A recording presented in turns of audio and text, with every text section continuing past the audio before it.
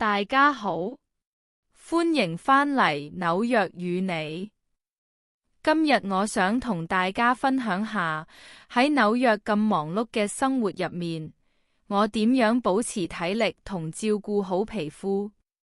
隨住年紀同生活模式嘅轉變，我開始研究點樣補充能量。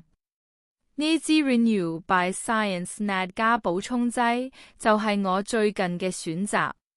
安全提示，不過呢個係我嘅個人習慣。如果你有需要，一定要先諮詢醫生。紐約嘅天氣好容易令皮膚變乾燥同暗沉。我早晚嘅護膚程序都有啲特定產品。早上我會用呢個維他命 C Max 提亮同保濕。晚間我就用 Olay 嘅晚霜同 Medicube 嘅 Capsule Cream 嚟幫助修復皮膚。其實而家嘅護膚同健康觀念，比起我哋上一代有好大嘅轉變。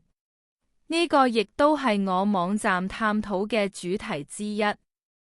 其實而家嘅護膚同健康觀念，比起我哋上一代有好大嘅轉變。